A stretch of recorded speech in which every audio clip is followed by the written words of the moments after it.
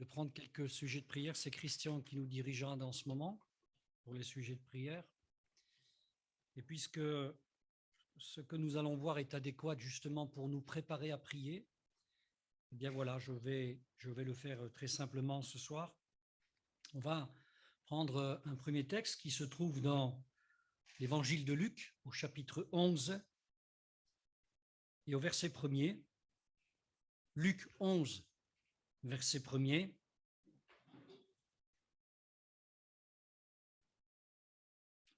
Jésus priait un jour en un certain lieu.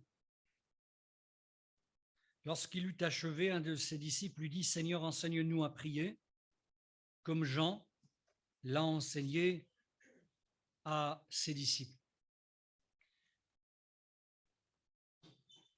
Ce n'est pas qu'ils ne savaient pas forcément prier, mais ils avaient besoin d'entendre de la part de Jésus comment lui il priait. Ils étaient curieux. Non pas qu'ils fassent une comparaison ou qu'ils veuillent faire une comparaison entre la prière de Jean, disciple de Jean, et puis Jésus. Mais je crois qu'ils avaient soif d'en apprendre plus sur la prière, parce que certainement comme vous et moi, si nous sommes réunis ce soir, c'est pour prier et pour obtenir des réponses de la part du Seigneur. Amen. Je crois qu'on est là pour prier. D'autres aussi nous ont confié, et ce parfois depuis longtemps, des sujets de prière, et nous aimerions nous aussi les voir s'accomplir. Amen. Donc c'est certainement ce qui animait cette question de ces disciples qui viennent voir Jésus, enseigne-nous donc à prier. Alors, il est important de regarder un exemple de prière. Alors, il y en a d'innombrables exemples d'hommes et de femmes qui ont prié dans la parole de Dieu. Donc, on va prendre un exemple dans le psaume 143. On va le lire, il n'est pas très long, mais ces quelques versets sont assez explicites pour nous encourager ce soir à prier. Le psaume 143 dit ceci, donc dans son entier, il y a 12 versets. Psaume de David, donc déjà vous savez qui parle. « Éternel, écoute ma prière, prête l'oreille à mes supplications, exauce-moi dans ta fidélité, dans ta justice. N'entre pas en jugement avec ton serviteur, car aucun vivant n'est juste devant toi. L'ennemi poursuit mon âme, il fout la terre ma vie, il me fait habiter dans les ténèbres comme ceux qui sont morts depuis longtemps. Mon esprit est abattu au-dedans de moi, mon cœur est troublé dans mon sein. Je me souviens des jours d'autrefois, je médite sur toutes tes œuvres, je réfléchis sur l'ouvrage de tes mains. J'étends mes mains vers toi, mon âme soupire après toi comme une terre desséchée. Hâte-toi de m'exaucer, ô Éternel, mon esprit se consume, ne me cache pas ta face. Je serai semblable à ceux qui descendent dans la fosse. Fais-moi dès le matin entendre ta bonté, car je me confie en toi. Fais-moi connaître le chemin où je dois marcher, car j'élève à toi mon âme. Délivre-moi de mes ennemis, ô Éternel. Auprès de toi, je cherche un refuge. Enseigne-moi à faire ta volonté, car tu es mon Dieu. Que ton bon esprit me conduise sur la voie droite. À cause de ton nom éternel, rends-moi la vie. Dans ta justice, retire mon âme de la détresse. Dans ta bonté, réduis au silence mes ennemis et fais périr tous les oppresseurs de mon âme, car je suis ton serviteur. Amen. J'aimerais que nous puissions découvrir 6 à 7 choses dans ce texte. On pourrait en dire moins, ou on pourrait même en dire plus. Je crois que quand on écoute quelqu'un prier, sans analyser la syntaxe, vous savez, les mots, les phrases, on apprend beaucoup. Et j'aimerais aussi exhorter ceux qui, des fois, sont un peu timides. Il y en a qui ont plus d'expérience. Ceci dit, ça fait tellement du bien de prier. Amen. Alors, c'est vrai qu'au départ, on écoute. Alors, c'est ce qu'on va faire ce soir. Pour, à notre tour, ensuite, eh bien, prier. On apprend beaucoup de choses dans la prière de David qui est ici. La première des choses que je voudrais dire, que je voudrais vous partager ce soir, lorsque David prie, c'est qui il prie. On le sait, mais il prononce le nom l'Éternel. Imaginez une prière, imaginez votre prière, que vous priez Dieu et que vous sachiez que Dieu n'est pas éternel. Ça changerait tout, n'est-ce pas? Oui ou non? C'est l'Éternel. Celui qui est éternel, il sait ce qui s'est passé, il sait ce qui se passe en ce moment, même dans vos cœurs, et surtout, il sait ce qui se passera demain, parce qu'il en est à l'origine. Pas de problème avec de confondre le passé, le présent et le futur. Dieu n'est pas atteint par le temps parce que le temps, c'est à sa création qu'il l'a donné. Le temps qui s'écoule, c'est sa création qui le vit, mais pas lui. Pas lui. C'est important de réaliser cela, mes frères et sœurs. L'Éternel n'est juste cité dans la parole que 5542 fois. Alors, je n'ai pas compté, hein, vous m'avez compris? Les ordinateurs font bien cela maintenant. L'Éternel, ce n'est pas anodin. Ce n'est pas anodin lorsque nous prononçons un des noms de Dieu, mais celui-là, il est quand même formidable. Nous sommes assurés que Dieu comprend. Quelqu'un qui connaît le passé, qui connaît le présent, qui connaît le futur, pensez pas qu'il a les capacités de vous comprendre, de comprendre ce que vous vivez. Ce que les hommes ne peuvent pas comprendre, lui, il peut le comprendre. Il a tellement vécu. Il est d'ailleurs de toute éternité. Il n'a ni commencement et ni fin. Et je crois que c'est important de remarquer cela, que le nom de l'Éternel a un caractère particulier dans sa prière. Et nous, on ne doit jamais l'oublier. Vous savez, parfois, il y a des gens, parce qu'on leur a appris, il y a des redites, il y a des prières toutes faites. Et quand ces personnes-là arrivent à découvrir l'Évangile, ils sont perdus, parce que toute leur enfance, on leur a inculqué à prier ainsi. Et ils ne nous comprennent pas parfois lorsqu'ils nous entendent de prier les uns et les autres, parce que se disent, mais en fait, c'est bizarre. Ils sont un peu perdus. Un petit temps d'adaptation est nécessaire, bien sûr. Mais qu'est-ce que c'est bon de pouvoir s'exprimer librement en face et aux oreilles de notre Seigneur. L'Éternel, ne l'oublions jamais. C'est bel et bien Dieu que nous prions, ce n'est pas un homme. C'est notre Dieu, c'est l'Éternel. On apprend une seconde chose dans la prière de David, c'est, d'après le verset 1, c'est qu'il est capable, ce Dieu-là, d'entendre. Vous savez, là encore, moi qui ai vécu dans une certaine religion un temps de ma vie avec mes parents, je m'étais fait une image de Dieu qu'on m'avait inculquée. L'image d'un Dieu lointain. Vous savez, quand on est loin, il faut tendre l'oreille, hein? On a du mal à entendre. Et j'avais cette image-là que Dieu, finalement, ne viendrait me voir qu'au jour du jugement. C'est ce qu'on m'avait appris. C'est pour vous dire que j'étais loin de ce Dieu-là que j'allais connaître quelque temps plus tard par la grâce de Dieu. Capable d'entendre, il dira, prête l'oreille à mes supplications. Ce n'est pas que Dieu est sourd. Dieu entend la prière. Dieu entend toutes les prières. Mais il y met quand même un certain respect à lui dire, prête l'oreille, prête l'oreille. Certainement, vous avez rencontré des personnes qui se disent, oh, mais Dieu, de toute façon, il est trop occupé, hein, il ne va pas nous entendre. Hein. Nous, on est trop occupés, mais pas lui.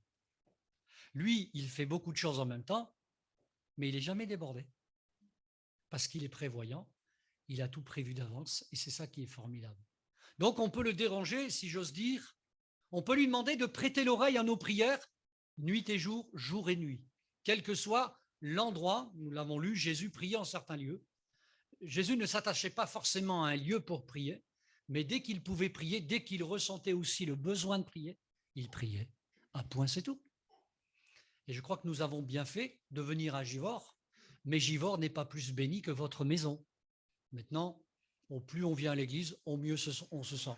Et surtout, au plus on prie, au mieux on se sent. Amen. Donc, il va nous apprendre et nous faire entendre en nouveau que le Seigneur est capable de prêter l'oreille, même lorsqu'il s'agit de supplication. De supplication. Amen. Que Dieu soit béni. On apprend une troisième chose aussi dans cette prière, c'est que David prie quelqu'un qui est capable de l'exaucer. Vous avez tous fait l'expérience d'aller voir quelqu'un, vous aviez une doléance. C'était peut-être une autorité, c'était peut-être plus jeune vos parents, etc., etc. Et la personne semblait avoir bien entendu et bien compris votre demande, mais pas de réponse. C'est terrible ça, n'est-ce pas? Dites-moi, est-ce qu'on ne le fait pas de temps en temps avec Dieu? Est-ce que de temps en temps, il n'y a pas une pensée qui nous traverse et qui dit, mais, alors on ne le dit pas fort, hein, Seigneur, est-ce que tu m'as entendu? Parce que je ne vois pas la réponse là. Ça vous est arrivé ou c'est qu'à moi que ça est arrivé? Vous n'osez pas répondre, hein, mais ça nous arrive. Et pourtant, le Seigneur, il entend. Ses oreilles fonctionnent mieux que les nôtres. Il entend et il comprend chaque prière et celles et ceux encore que nous ferons monter ce soir, qu'elles soient audibles ou pas. David prie celui qui est capable de l'exaucer. C'est tout simplement dire qu'il prie avec foi. La foi que Dieu est capable de l'exaucer. Il a les capacités, il a la puissance. Il est omnipotent. Il peut tout, le Seigneur. De temps en temps, je pense qu'il faut se le rappeler, mes frères et sœurs. Vous savez, parfois, on connaît des versets par cœur, on connaît tout ça. Mais ça rentre aussi bien que ça sort. Hein. De temps en temps, il faut s'arrêter sur ces versets que nous connaissons et les mettre en pratique, mettre notre foi en action. Alors, il va dire qu'il est capable, bien sûr, de l'exaucer, pas n'importe comment. Vous savez, parfois, le monde dit « Allez, prie pour moi, Seigneur va m'exaucer. » Non, non, non, non, non. Là, dans sa prière, c'est très précis, c'est selon sa fidélité. Selon ta fidélité, selon sa fidélité. C'est pas pareil. La Bible dit « Qui trouvera un homme fidèle ?» Que dit la Bible? Quand nous sommes infidèles, il demeure fidèle. Ce n'est pas parce que nous sommes infidèles qu'il va devenir fidèle. Ce n'est pas une réaction en chaîne. Hein. Il n'y a aucun nombre de variations dans notre Dieu. Il est fidèle depuis toujours. Alors, nous pouvons compter sur lui. Selon sa fidélité. David connaissait sa fidélité. D'ailleurs, j'aimerais aller avec vous dans 1 Corinthiens 1. Voilà, 1 Corinthiens 1, 1. Jusqu'au verset 9, pour parler de la fidélité. Il est dit ceci, Paul, appelé à être apôtre de Jésus-Christ par la volonté de Dieu et frère de Sosthène, à l'église de Dieu qui est à Corinthe, à ceux qui ont été sanctifiés en Jésus-Christ, appelés à être saints, et à tous ceux qui invoquent en quelque lieu que ce soit le nom de notre Seigneur Jésus, leur Seigneur et le nôtre. Que la grâce et la paix vous soient données de la part de notre Père et du Seigneur Jésus-Christ. Amen. Comme je le disais dimanche, ça, pardonnez-moi, mais ce n'est pas une formule de politesse. C'est une bénédiction. Paul commence toujours sa lettre par une bénédiction. Ce n'est pas une formule de politesse, donc prenez-le pour vous. On est d'accord? Alors, on continue. Je rends à mon Dieu de continuelles actions de grâce à votre sujet pour la grâce de Dieu qui vous a été accordée en Jésus-Christ, car en lui, vous avez été comblés de toutes les richesses qui concernent la parole et la connaissance. Le témoignage de Christ ayant été solidement établi parmi vous de sorte qu'il ne vous manque aucun don. On va les jalouser. Hein. Dans l'attente où vous êtes dans de la manifestation de notre Seigneur Jésus-Christ. Il vous affermira aussi jusqu'à la fin pour que vous soyez irréprochables au jour de notre Seigneur Jésus-Christ. Dieu est fidèle. Dieu est fidèle. Il vous affermira. Dieu est fidèle. On peut dire amen pendant 10 minutes, il n'y a pas de souci. Gloire à Dieu. Dieu est fidèle. Lui qui vous a appelé à la communion de son Fils, Jésus-Christ notre Seigneur. Paul aussi, c'est de quoi il est question lorsqu'il parle de fidélité. Combien de fois il l'a vu à l'œuvre? Combien de fois j'ai vu à l'œuvre la fidélité de Dieu? Combien de fois j'ai vu à l'œuvre la fidélité de Dieu? Oh, il n'a pas été fidèle dans votre vie, là?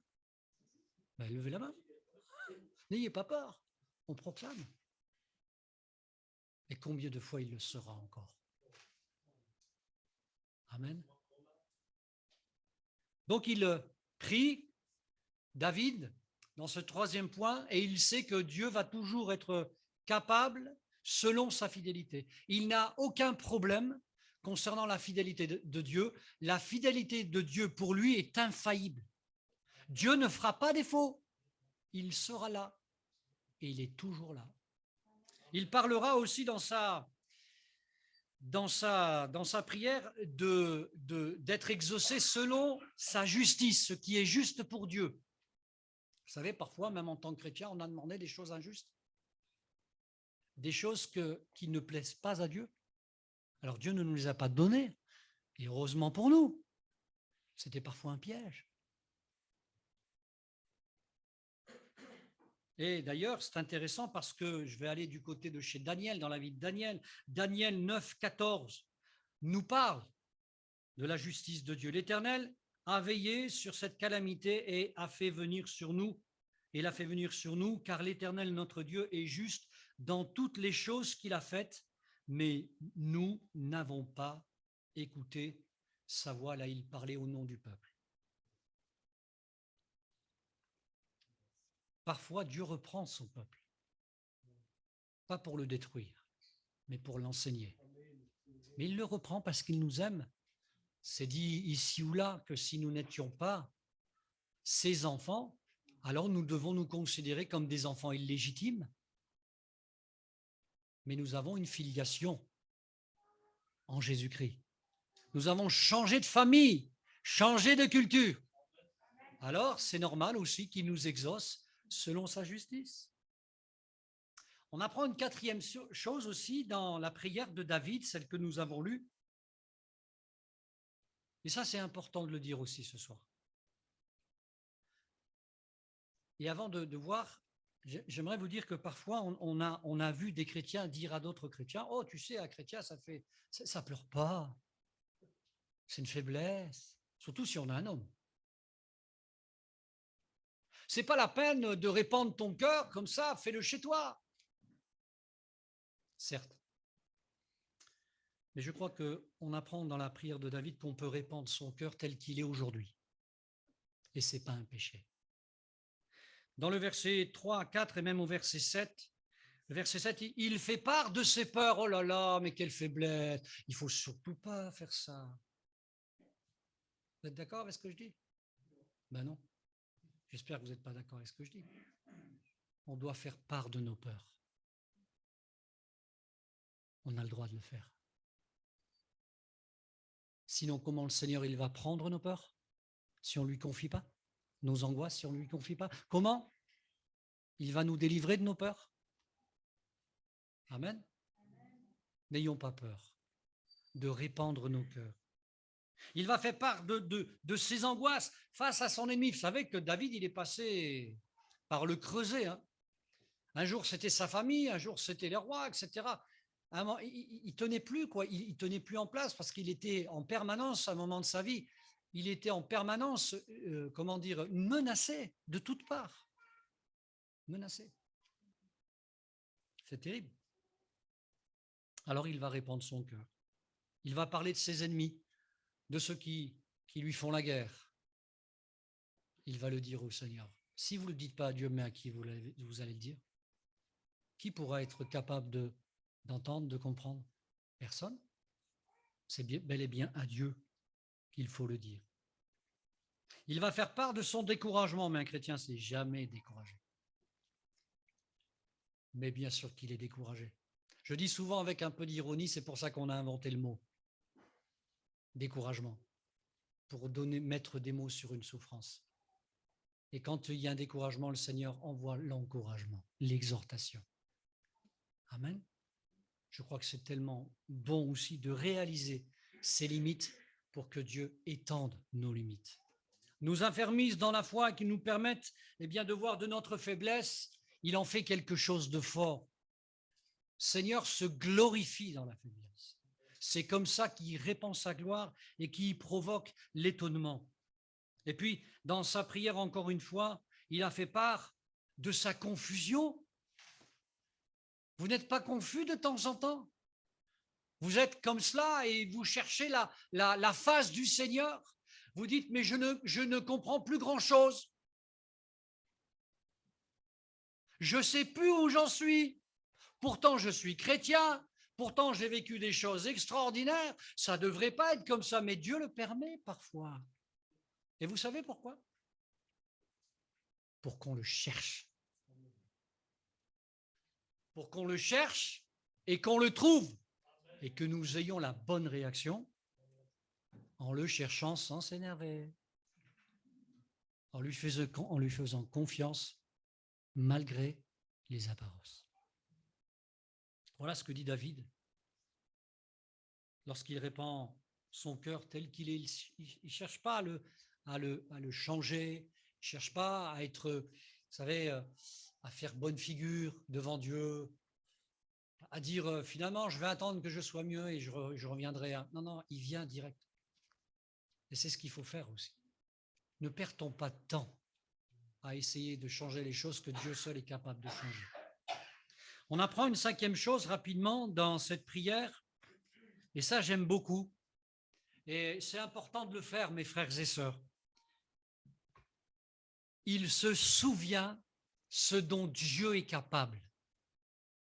Il a des souvenirs. Vous avez des souvenirs de ce que Dieu a fait dans vos vies? Oui?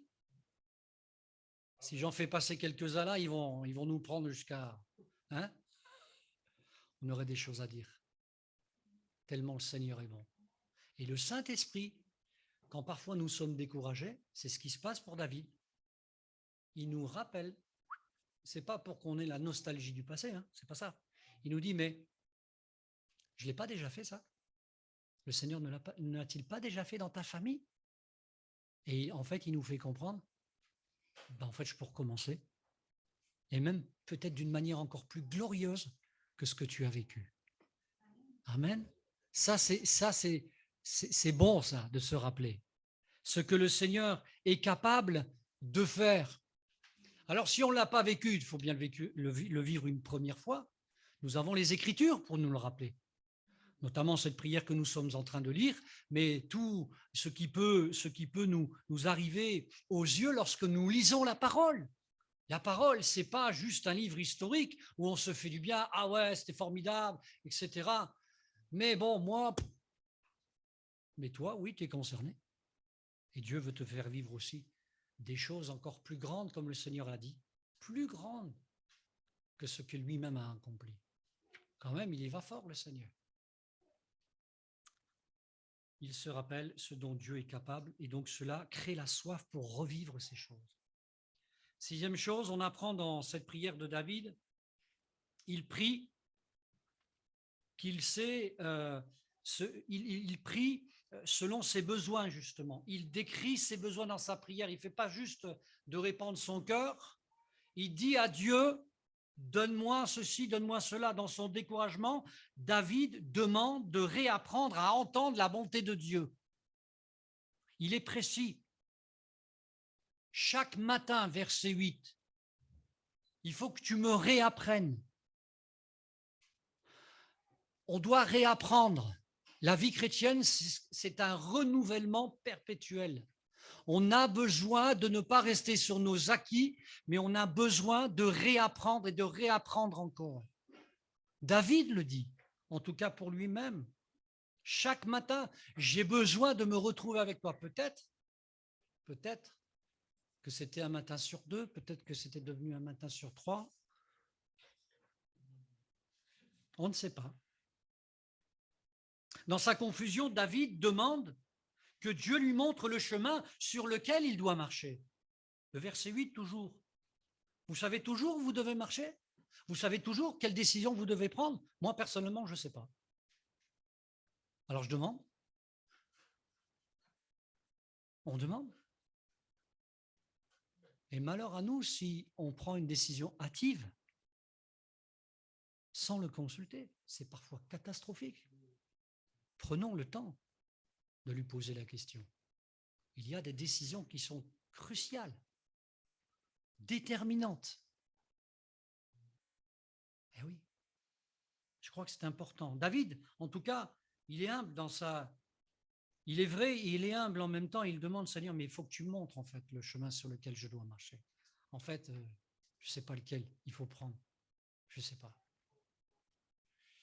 Mais aussi, il demande à être enseigné à faire la volonté de Dieu. Alors ça, c'est une prière qu'il faut qu'on fasse. Le verset 10 nous le dit. Gare à nous de croire que nous allons toujours faire comme cela, automatiquement la volonté de Dieu à d'autres. Il faut que nous l'apprenions à faire sa volonté. Vous avez remarqué la résistance qu'il y a à l'intérieur? Eh oui, on le dira jamais assez. Paul le dira, il y a un combat. Ce combat, il va se faire plus ou moins acharné certains jours. Et le Seigneur, il veut nous aider à remporter ce combat chaque jour sur notre chair qui ne veut rien faire de ce que Dieu veut. Elle veut se satisfaire, la chair, mais elle ne veut rien faire de ce que Dieu veut. Ça ne l'intéresse pas. Alors que Dieu nous aide, mes frères et sœurs. En tout cas, David, lui, il demande à être enseigné. Et dans ses peurs et ses angoisses, David demande que l'Éternel soit son refuge. Verset 9, un refuge. Quand vous êtes en pleine tempête de neige, il y a des bourrasques de partout, c'est froid, vous avez de la neige de partout. Vous avez déjà vécu cela? Ou c'est la pluie? Il semble que la pluie qui tombe là, elle est plus mouillée que d'habitude. Vous êtes trempé et là, vous voyez un refuge. Vous faites quoi? Oh, j'hésite, parce que bon, il n'est pas très beau. Non, vous y allez, vous courez. Non, même s'il n'y a pas de chauffage, c'est pas grave, ça sera toujours mieux que rien. C'est peut-être rudimentaire, mais ça va vous protéger. Heureusement que le Seigneur n'est pas un refuge rudimentaire. C'est un refuge pour notre âme. Amen. Et ça, c'est tous les jours.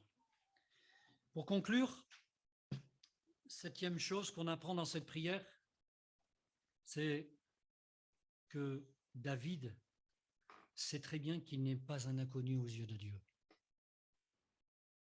Il n'y a rien de plus humiliant quand quelqu'un vous ignore, n'est-ce pas? Quelqu'un qui ne fait pas cas de vous, qui vous dédaigne. Vous n'êtes pas de sa caste, vous n'êtes pas de sa famille.